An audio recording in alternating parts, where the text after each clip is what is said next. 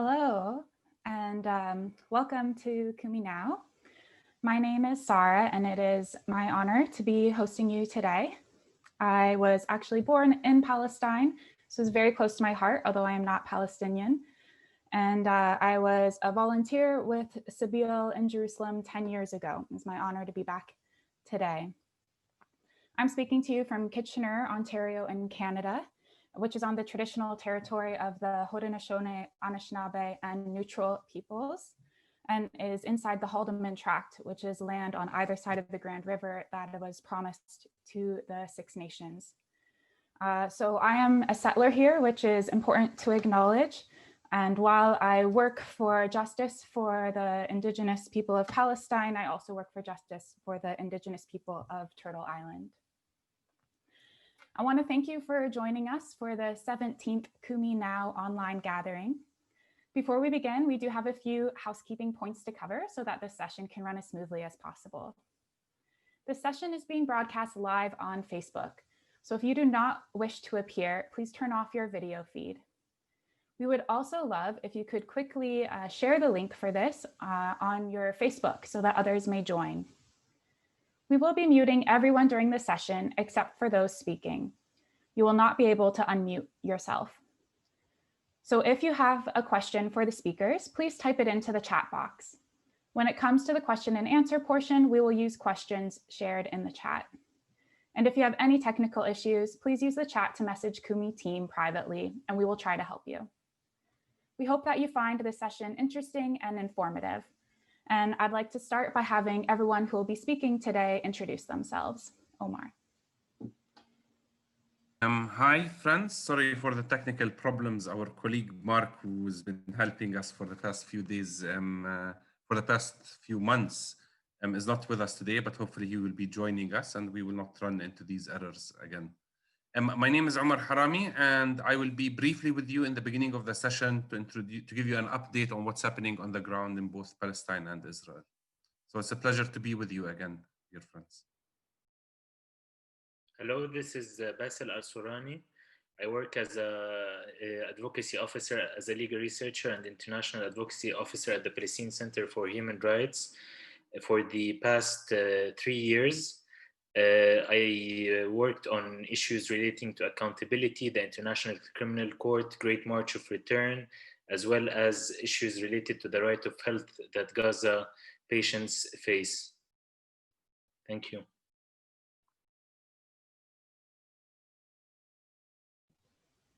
Do we know if Hamdi is back with us, Omar, or Kumi team? So he can introduce himself later, perhaps. I have electricity problems. Just a couple of minutes, I'll sort it out. I'll introduce myself now. All right, great. Thank you, Hamdi. So I'll continue now with the introductions. So today you will be getting to learn about the human rights violations in the occupied territory and Israel as we partner with the Palestinian Center of Human Rights. Kumi means rise up. And so the ultimate goal is to engage in advocacy for Palestine around the world. To this end, we have Kumi Actions, and we're hearing from organizations so that we can do more to help them. And so we will measure our success by our actions that we take after this. Please enjoy the session today, but also think about how you can engage further with PCHR and other organizations we work with after the gathering is ended. It might be by doing today's Kumi Action or sharing the flyer we've made to promote PCHR, or you can look through the list of Kumi partners and find an organization that matches your personal interests. So please keep working to share information on Kumi Now far and wide. The more people we reach, the greater we impact. So before we start for today, we will be hearing from Omar to give us an update on news of what is going on in the ground in Palestine.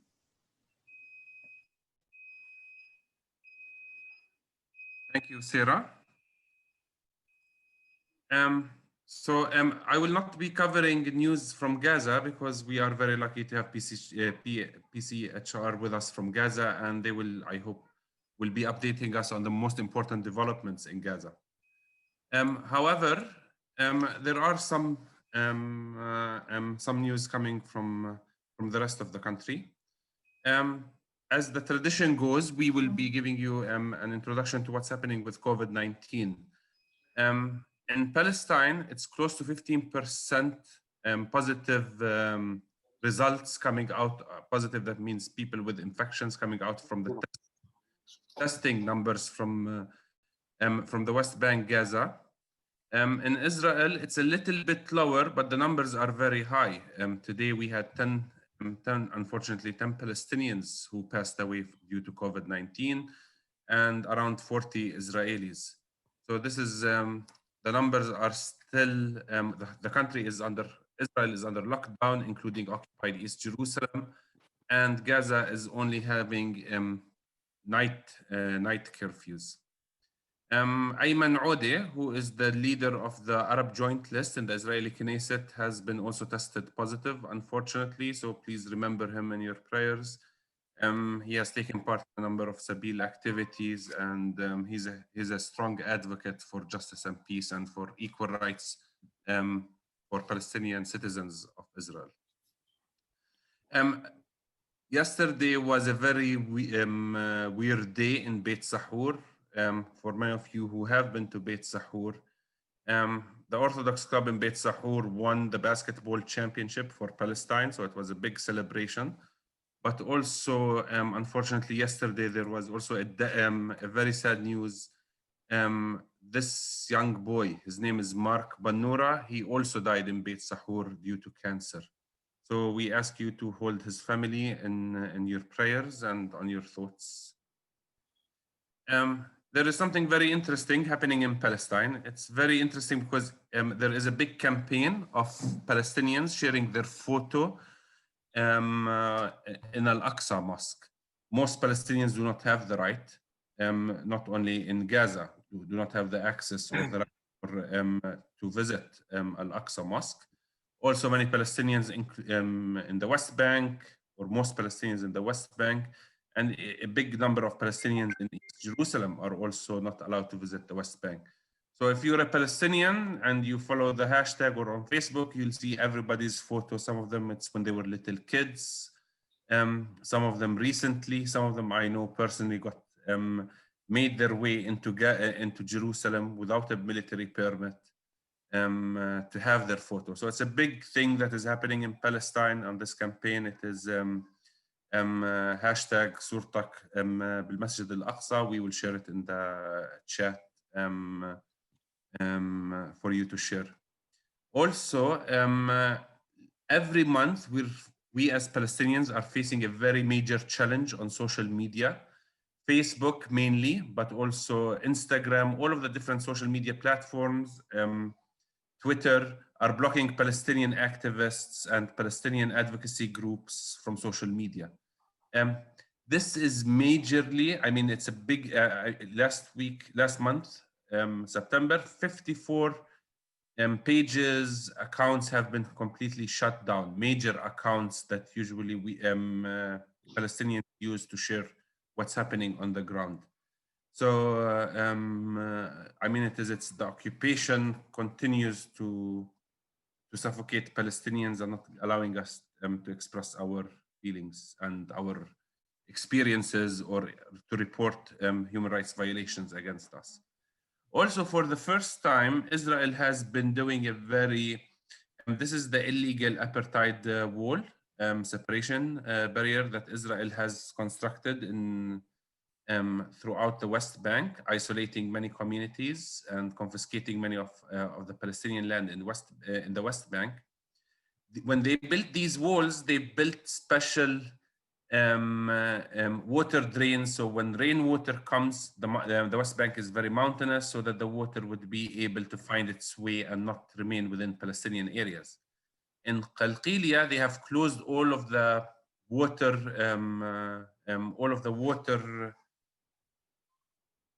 draining systems, and this is putting all Palestinian communities under the risk of drowning because of the wall and because of the water has no place to go.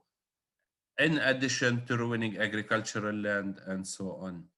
So when you think that things cannot get worse, Israel continues to prove they are able, the Israeli occupation. So that's it from my part, and we're looking forward to listening from you, Mr. Hamdi. Well, thank you so much, Omar. Thank you all, and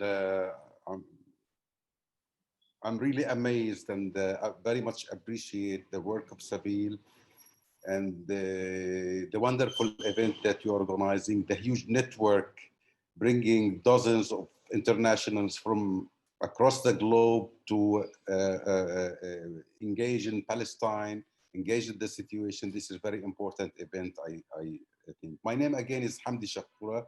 I'm Deputy Director for the Palestinian Center for Human Rights for Program Affairs. I'm engaged in different activities on local, and national, and international levels. We are based in Gaza, and we work both on Israeli and Palestinian violations. So we cover the entire occupied territory, covering the West Bank to the Jerusalem, and covering the Gaza Strip, but we are based in the Gaza Strip. Just because we have a very limited time available for us, we can speak forever on the ongoing situation, of the human rights situation. But let me, together with my colleague Basil, try to provide some portrait about what's going on in Gaza right now, in the entire occupied territory. And I will leave a lot of issues for the discussion anyway, the way you wish to see more elaboration on any point. As of now, as always, I say 2020 is a very significant year. It's a significant year. Prior to COVID-19 and the global pandemic, we are talking about an already dire situation in Gaza, dire situation in the entire occupied territory prior to COVID-19. Several years ago, many international organizations, many UN agencies warned of the situation, sent clear alarming on what has been going for many years. Let's say the United Nations 2012 warned that by 2020, Gaza will be uninhabitable anymore. Later, and that has been a few months before the second war in a series of 3 wars launched against Gaza by Israel in just less than 6 years. So before the second war, a few months before the second war in 2012, the United Nations warned that Gaza will be uninhabitable by 2020. And later, on the wake of 2014, or a bit after that war, the war 2014, UNCTAD, the United Nations Conference on Trade and Development, also issued similar, with some indicators comparing the situation in Gaza 2015 with the situation in Gaza prior to Israeli occupation 1967. And the report indicates through very scientific methods, very scientific economic and development indicators, that the situation was worse than that of 1967. And I think the pledges made by the Israeli leaders prior to the war and during the war, that they will bring Gaza back 50 years in time, that proved to be true. Indicators on the ground suggest that, as I said, economic situation in Gaza in the last 5 years was worse than Gaza economy 50 years ago, or more than 50 years ago. I think the situation with the ongoing pandemic has been drastically deteriorating more than ever before. I was a few months ago, I was asked by an international journalist who was inquiring about the impact of COVID-19 on Gaza. To me, it's funny. Why? Because for the last 14 years, Gaza has been locked down. So we have similar to pandemic for 15 years. We have been subjected to collective punishment. Man-made crises have been created in Gaza by Israel, by the policy, by the collective punishment, by retaliation through wars. The blockade imposed on Gaza affected all aspects of our life. Just to give one example, one very close example, if I compare economic transactions now and 14 years ago, the level of Gaza exports now is only 4% of that level prior to 2006. So what we are talking about, if we are talking about almost complete denial, restrictions on movement, not only for persons, but also for economic transactions. We are not allowed to export. Of course, if you come to Gaza, you will see all consuming things. If you go to a grocery store, to any place, you will find things similar to any other area, but people cannot afford buying. Most of the people cannot afford buying. The most serious issue about what we need from our import, not the consumption items, but rather the strategic materials. Strategic materials needed for industry, needed for the economy for the economic wheel to run again. And this is not allowed most of the time. So we are talking about an already dire situation prior to COVID-19 with a complete destruction, paralyzed economy, very poor infrastructure, shortage in electricity, medical equipments, medical facilities, very poor.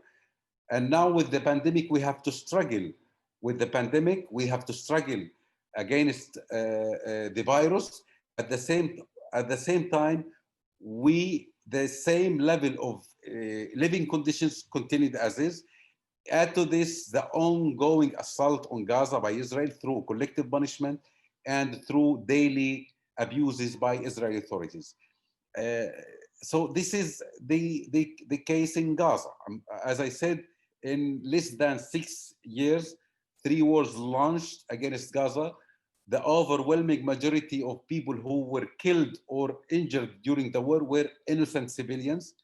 Add to this the attacks on those who protest peacefully against Israeli policies on the adjacent line between Gaza and Israel. Even those who were peacefully demonstrating against Israeli policies were shot at, killed, injured.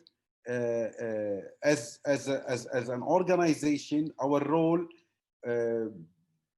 we are standing on 2 pillars. One is the protection, where we provide legal aid for thousands of victims of human rights, and advocacy. So through the protection, through legal aid, we provide legal aid for civilians. We are not a political organization. We use the system, the Israeli system. Israel has always claimed that it's the only oasis of democracy in the Middle East. They claim that they have effective mechanism for remedy. They have an independent judiciary. However, unfortunately, when it comes to Palestinians, when it comes particularly to Palestinians in the occupied territory, the whole judiciary, the Israeli judiciary, is part of this whole machinery against Palestinians. So it's not an independent anymore. It has nothing to do with fairness, with independence, with providing real remedy for or access even to victims of human rights. We use the system very effectively. Over the last 22 decades, we submitted thousands and thousands of complaints against, and when we build the file, we are talking about real professional work. We defend only civilian case and supposedly successful case. We defend the rights of civilians. So we apply to the Israeli side. Through thousands of complaints, I'm concerned about the outcome. What outcome do we have? How many soldiers, let's say, were brought to justice? How many Israeli officials were brought to justice? Unfortunately, the number is zero. Most recently, the last year, for example, and in one of the cases, the only case admitted by Israel recently, we are talking about a 17-year-old boy. During the Great March of Return, it was on camera, published by social media through networks and so on. He was just climbing the fence line, and he was clear, identified by Israeli soldiers. He was unarmed. He was young, just a kid, 16 or 17 years old boy. And immediately, instead of trying at least to prevent him by less lethal means, immediately they shot and killed him on the spot. Because this case gained a great social media activities and so on, they were forced to open investigation. But the outcome of these investigations almost revealed to us that boy was killed with no mercy. The sentence or the verdict against this soldier was not murder, was not shoot to kill, but rather disobeying orders, military orders. And he got like 3 months, I think, suspended sentence. And this is the most that has been done through Israeli judiciary. In general, I have a lot of things to say about the Israeli judiciary, but we are blocked. We have no access to Israeli judiciary. Israel, as I said, in the media, in international fora, they claim to provide remedy, but as we experience this on the ground, as we are engaged with the system, the outcome is almost zero, and it has nothing to do with a democracy. It has nothing to do with an independent judiciary. And again, the judiciary is part of this whole system which completely deny Palestinian rights, which completely deny their basic rights. Our problem is not only about the closure of Gaza or the blockade. We need to address the root causes for this conflict. It's not about unemployment. It's not about poverty. It's not about the economic life, but rather the problem behind that. Who is behind this miserable situation? Who is behind this dire situation in Gaza? It's Israel. All the way along, Israel claimed or sell it to the international community that they fight extremism in Gaza. But I think Israel has a great interest to find extremism blooming in Gaza and flourishing. Why? Because this is what they use. They say, and they claim to say, they withdrew their forces in Gaza since 2005, and the result, more extremism in Gaza. And this will help them not to allow or to abort any attempt for a future withdrawal from the West Bank. What's happening in Gaza since 2005 has nothing to do with Israel withdrawal. Israel still controls every aspect of our life. Even birth registration is controlled by Israel.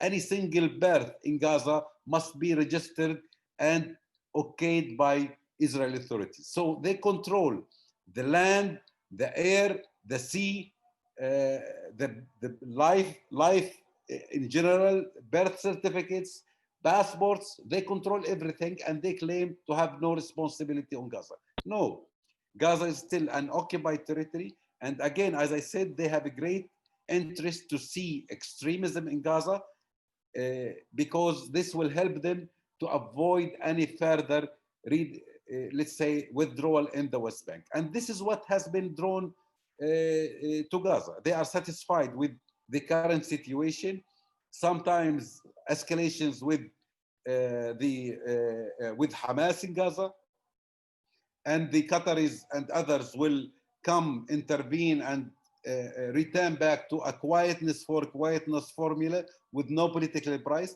But the real threat, it's not only Gaza, it's the ongoing expansion of settlement in the West Bank. This is what they are planning, more expansion of settlement in the West Bank, including Jerusalem, more of Judaization of Jerusalem. And at the end of the day, they would say nothing, there will be nothing left in the West Bank, neither to negotiate nor for the Palestinians to have a two-state solution. What they aim to see is a separate entity for Gaza, call it whatever, whether it be an Islamic empire, a revolutionary state, whatever you call it, but this is Gaza entity, satanic entity in Gaza, without any future, and the rest of the occupied territory be annexed to Israel. Of course, you are all aware about the annexation plan with international support, with international pressure. It has been suspended, but on the ground, the de facto annexation, the expansion of settlements, the daily abuses against Palestinians, the apartheid regime already been created in the West Bank goes unchallenged. Finally, I will try to stop here. My point here is that there is a real need for international action. There is a real need for the international community to take action. My colleague will speak about our work on the ICC.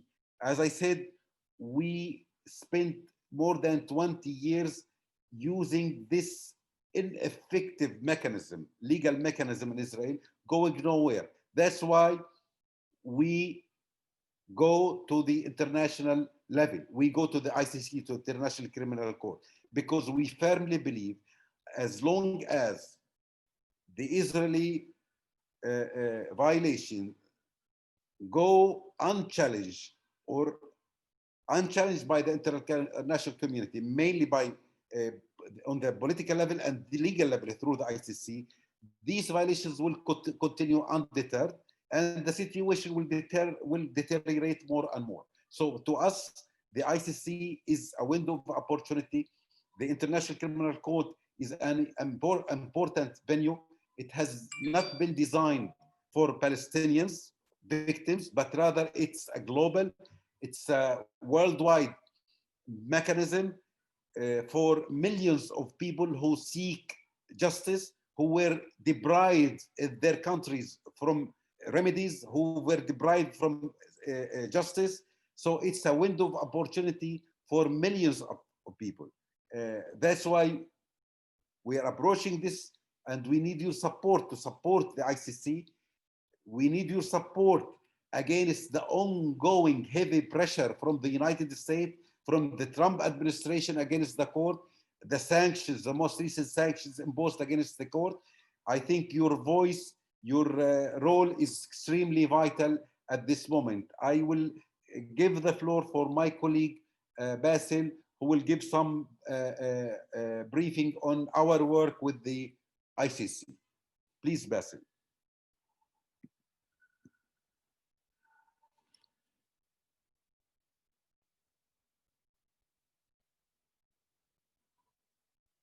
Please unmute.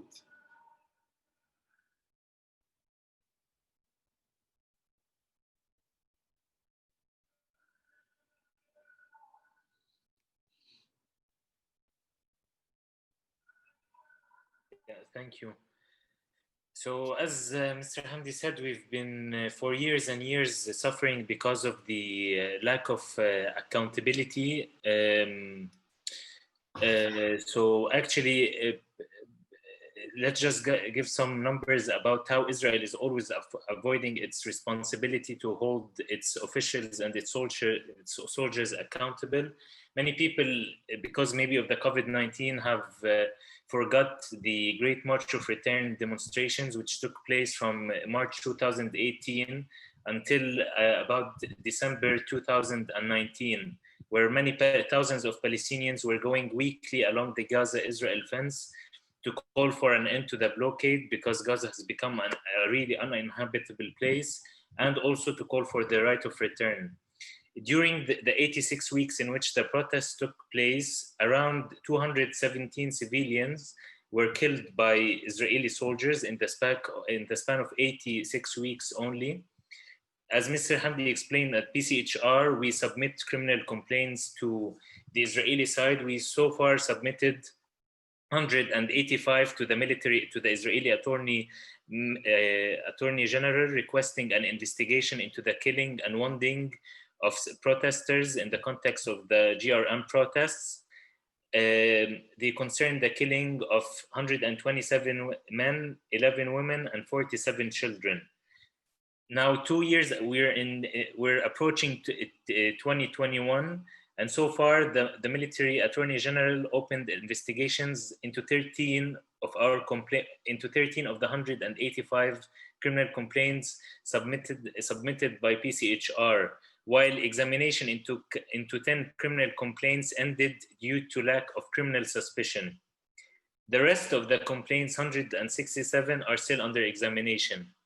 The same thing goes for the 2014 war, where more than out of all of this, as Mr. Hamdi stated, is the example of Uthman Hillis. He's a 14-year-old child who was killed near the fence.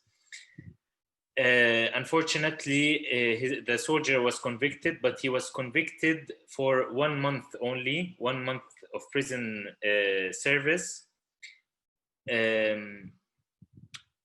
The scope, we don't believe that the investigations do anything, but we do them for the ICC because the investigations only investigate if there has been a breach of the instructions given by the military, not whether there has been a violation of international humanitarian law or human rights law committed by the soldiers. It only focuses on the conduct of the soldiers and whether they followed the rules of engagement.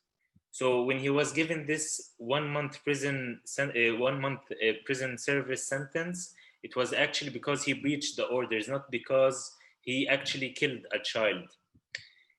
If we look at 2014, it's the same thing. We have more than 2,000 civilians killed, and we only have 3, and it's been 6 years since that happened, and we only have PCHR filed hundreds and hundreds of criminal complaints, and only 3 soldiers were convicted for the theft, for a theft act committed in El Shijaiya neighborhood while the Israeli forces were inside of the Gaza Strip.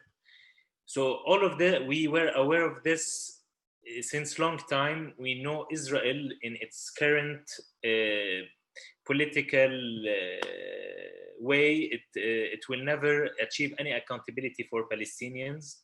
But we submitted these complaints in the hope to prove to the world, and especially to the ICC, because that Israel is not investigating, because one of the rules to go to the ICC is to prove that the state is unwilling or unable to investigate these crimes.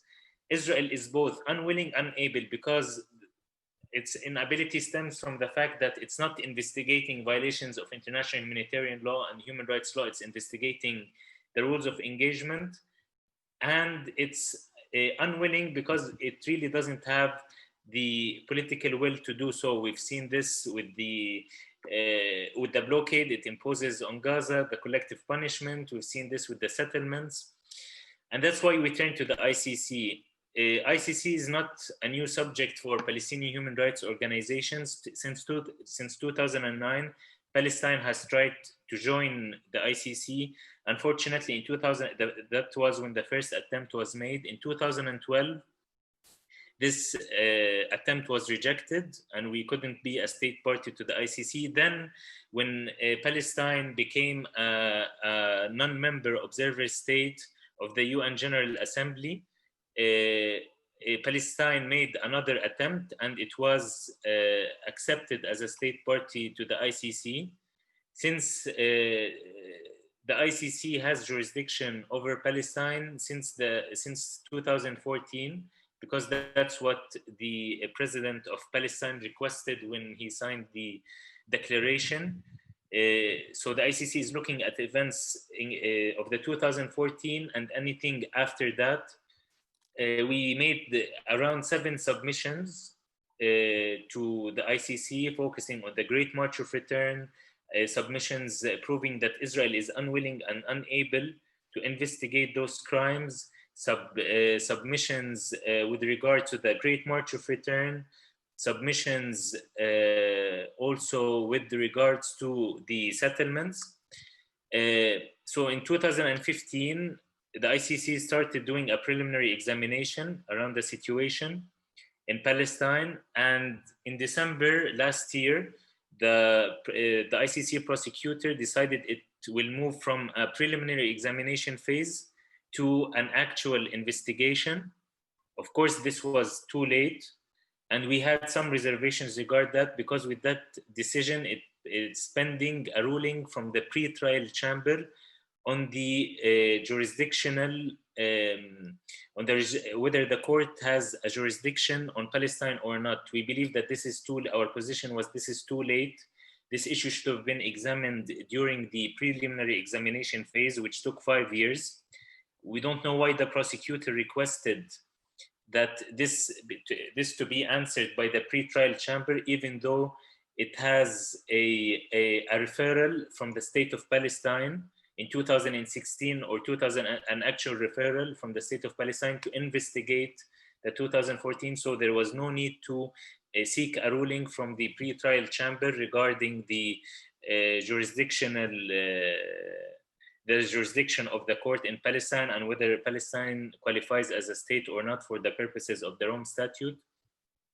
We are still waiting for a decision, and we hope that in the coming weeks a decision will be issued regarding that. We engaged our director and several of PCHR partner organizations, engaged extensively with the ICC prosecutor. We held many meetings with the ICC prosecutor themselves in The Hague. We hope that this is really the last avenue for us to achieve any kind of accountability. We have tried the Israeli legal justice system for many, many years. It has never, and it will never provide any justice to the Palestinian victims. It will be really disappointing if the ICC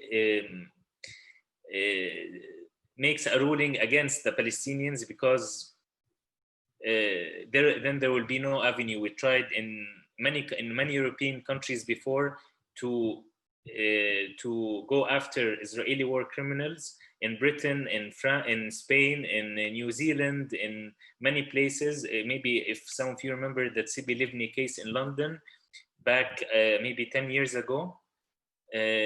And many countries since have changed their legislation, their universal jurisdiction legislation, in order to stop such attempts from happening. So it's really important that the ICC does not give up because of any pressure from we know it's under a lot of pressure. We've seen that the court officials, such as the head of Fatou Bensouda, the prosecutor, and the head of the ICC's jurisdiction, complementarity and cooperation division, they have been subject to economic sanctions by the US. We hope that they don't give up and they stand by us, because that's really the last chance as Palestinians we have of any kind of accountability. Thank you. Well, thank you. I think we are open to questions because time is running. I'm afraid we've taken a lot of time, your time. No, it was so good to hear from both of you, Hamdi and Basil, just giving more information about what's going on in Gaza, how you have been really working on legal channels to, you know, within Israel and then now beyond, to really work for justice. We do have some questions for you. One was a question about the March of Return and asking why it has ended. Well, so far nobody admits it has ended, but rather suspended with maybe different other forms, but maybe due to some intervention by the Egyptians, by Qataris, upon pledges that the Israelis will ease restriction on movement. And this is a vicious circle because yes, they suspended, but the situation remained as is.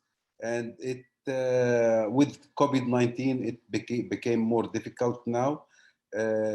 Most recently, in the last 6-7 weeks, we witnessed escalations.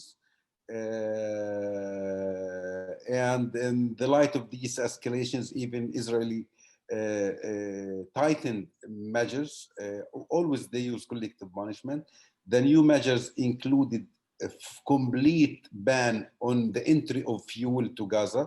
And in the middle of our struggle against the pandemic, we were receiving like 4 hours daily electricity. That has gone for many weeks. And then again, politicians would intervene, the Qataris, the Egyptian, and things return back to normal. Normal is not normal anyway. Normal means that we have 8 hours of electricity now.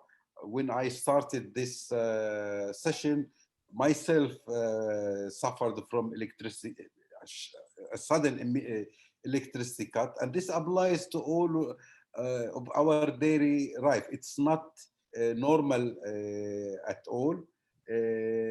Sanctions also included the entry of some strategic materials. They only admitted the entry of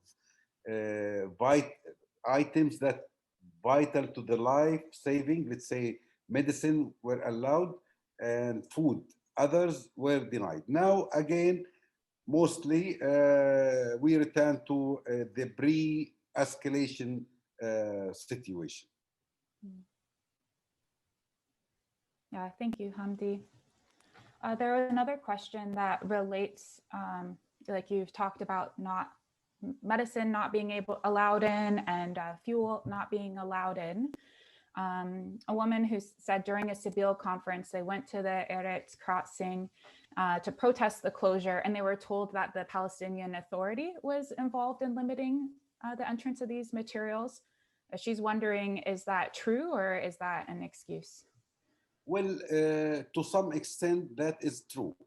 Even internal Palestinian punishment against Gaza are there all the way long since 2007 until now, with the ongoing internal Palestinian conflict between Gaza and Ramallah, mainly between the Palestinian Authority and Hamas authorities in Gaza. Also, ordinary citizens pay a heavy price for this split. This included also the medical situation.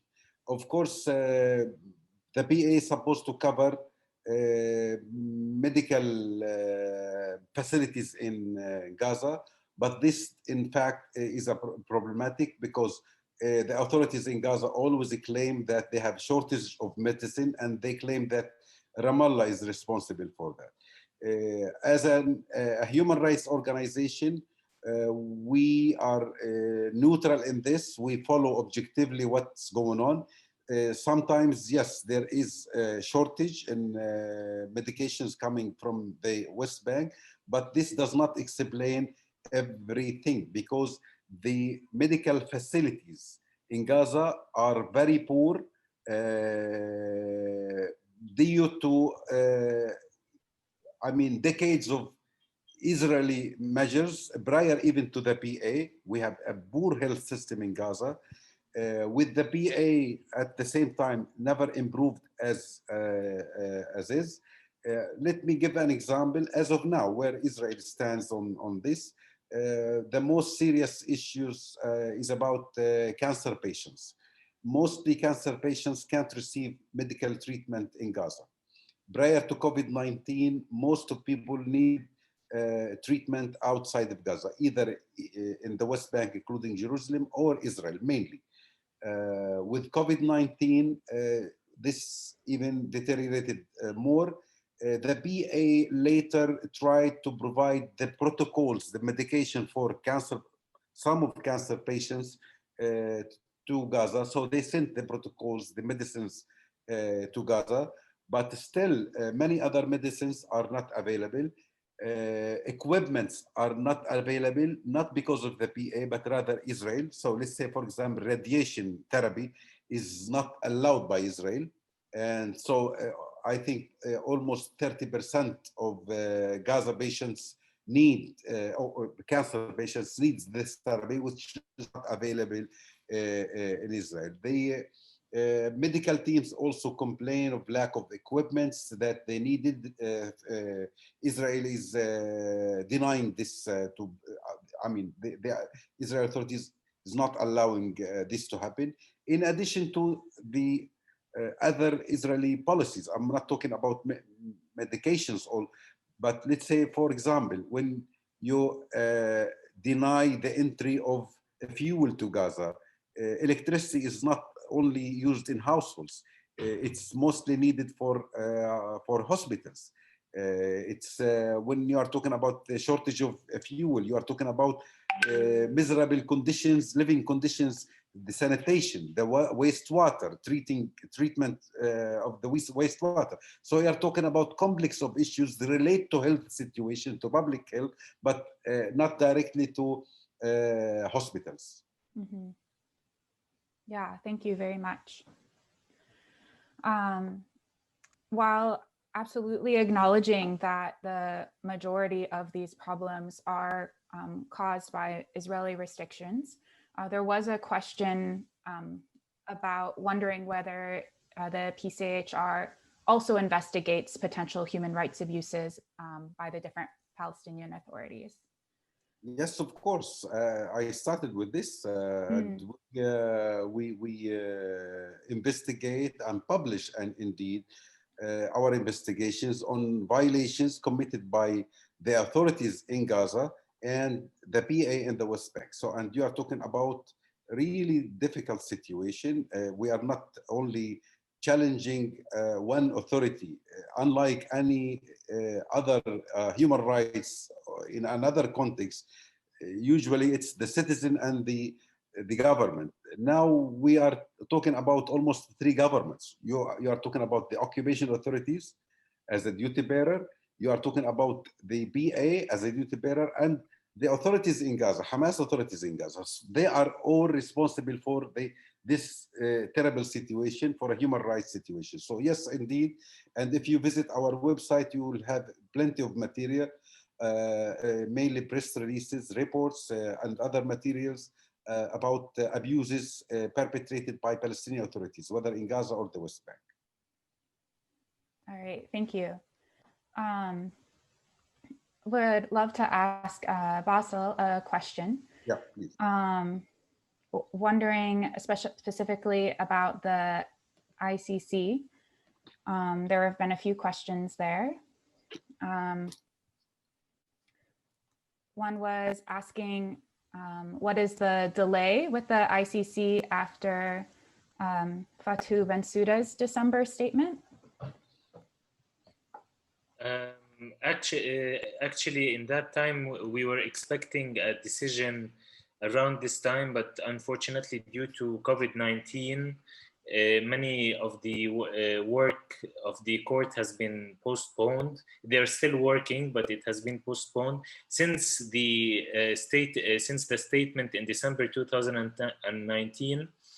They invited the civil society organizations, states, to submit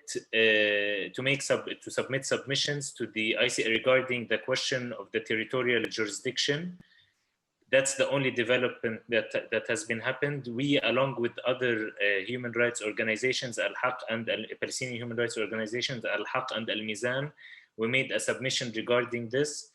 Until now, there hasn't been a ruling from the pretrial chamber. So I guess that's what we're waiting for.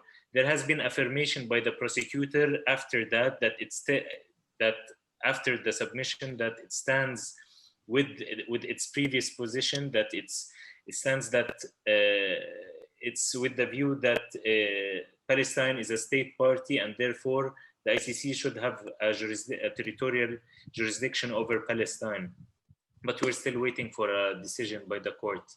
But maybe it has been postponed due to coronavirus and the implications it had on the entire world, not only the ICC.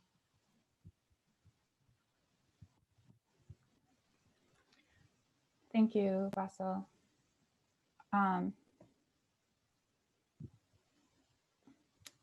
There is also a question about if do you think a special tribunal would be able to be set up around Palestine, like there has been in other conflicts?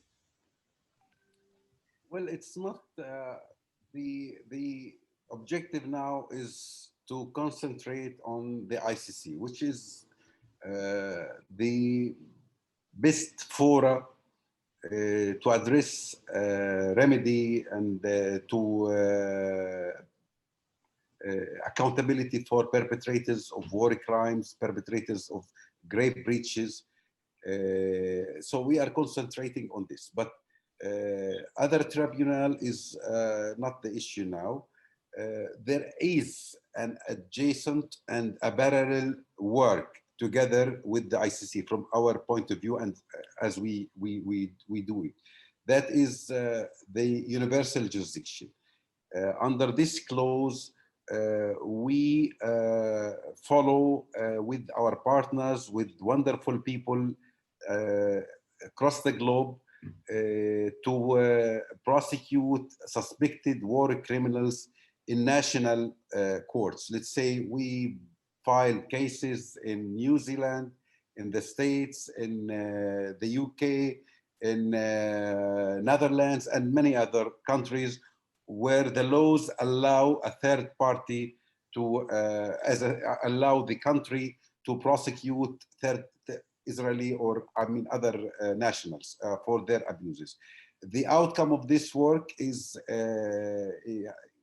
I regret to say, has till now, after more than 15 years of serious work on this level, we've seen no single suspected war criminal behind bars. We have strong faith in the judiciaries of these countries and many other countries. The barrier has been always the political level. Politics deny this. Politics obstruct or block our access to judiciaries in this country.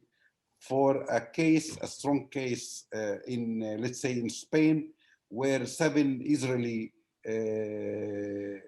political and military leaders were supposed to summon to the Spanish National Court, Israel and the United States intervened with the Spanish authorities, and they even changed, they passed a new law in the parliament restricting our abilities to go for the case. They changed, denied this to us and required that a Spanish national must be one of the victims. So, they made it harder and harder. In other cases, we have similar obstacles from whether from the government or the police force. I can give examples, many examples in Britain, famous case where a former military commander in London, we had a case, a strong case, and he was on board of a flight from Tel Aviv to London, and at Heathrow Airport, he was called by his embassy not to step out of the plane because he would be arrested. So information leaked by the police to the embassy. Later, we filed a case against the police, and in the deliberations, they claimed to have said that we sought advice from a third party because of the rank of this official, because we were afraid that he was guarded with weaponed armed people. So we sought the advice of a third party. The third party was very close to the embassy, and he leaked the information. So, I mean, in many occasions, this is very serious work. As again, we have good faith in the judiciaries, but the problem always been political. But this will not hinder our work. We will keep the same spirit. We will keep challenging Israeli perpetrators of war crimes in international courts, justice, mainly as again, ICC and universal jurisdiction. Thank you very much. I think that's such a good reminder to us how important it is for us internationally to be working on that political sphere to make it more possible for you to do the important judiciary work for justice. So Yes. really want to thank everyone for your questions. Sorry that we don't have time to answer all of them today. However, there will be a chat, informal chat after the session that you are invited to stay and join for those more questions. Now I'd like to move on to a prayer. If you can please make yourself comfortable for a prayer. Lord, we thank you for the work to protect human rights carried out by the PCHR. We continue to pray for an end to the siege and blockade of Gaza, and an end to the Israeli military occupation, which stifles life in the occupied Palestinian territories. Lord, in your mercy, hear our prayer. Amen. Amen. While it is very important for all of us to learn about the human rights violations that Palestinians face on a daily basis, we also want to be sure to empower people to act on this knowledge that we've learned today. With this in mind, we've created an advocacy action that anyone around the globe can participate in. We'll post it in the chat, and it will also be available on the website. This week, we would like you to call into your local radio stations and dedicate a song for Palestine. Or you can share a Palestinian song on social media. If you need inspiration or simply want to share a playlist of music chosen by Kumi Now, you can check out a YouTube playlist that Kumi Now has created, and the link will be posted. So please share a song or the playlist for Palestine on social media with the hashtags hashtag Open Gaza, hashtag Kumi Now, and hashtag Kumi51. Hamdi or Basil, do you have any thoughts on the Kumi Action or other ways that people watching this session? Well, thank you so much. Again, this initiative is very great, especially in the middle of this lockdown.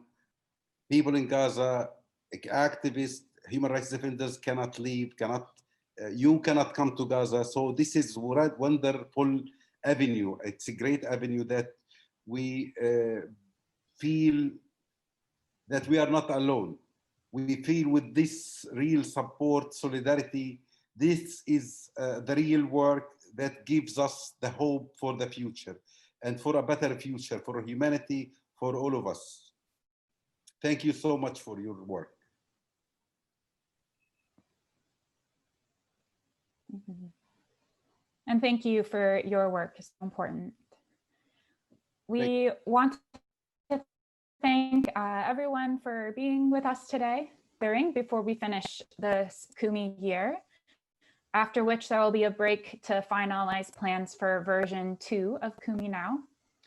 So if you would like to stay updated on the updates coming to Kumi Now, Or if you aren't already on the Kumi Now mailing list, please head to kuminow.com/register to sign up. 13th, we'll focus on the importance of olive production in Palestine and threats to that production. You can register for this gathering at kuminow.com/online. We'd love to have a huge crowd for our last gathering, so definitely share this information far and wide and invite your friends. Now, if you like what you've seen today, again, we'd greatly appreciate it if you would help spread the word to friends and family, classes and church groups, and online through social media. You can also look at all the past gatherings and videos at kuminow.com/online-archives. Sadly, we've reached the formal end of the meeting. However, if you would like to hang around and have more questions answered, you are welcome to stay in the chat.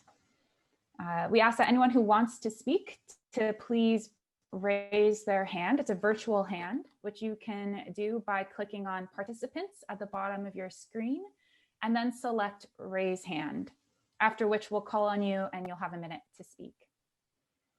We know a lot of people have other responsibilities, so don't feel obligated to stay, but you are definitely invited to. And at this time, we'll end our formal gathering, say goodbye to anyone watching on Facebook, and end the recording. Thank you so much for joining us. Thank you so much.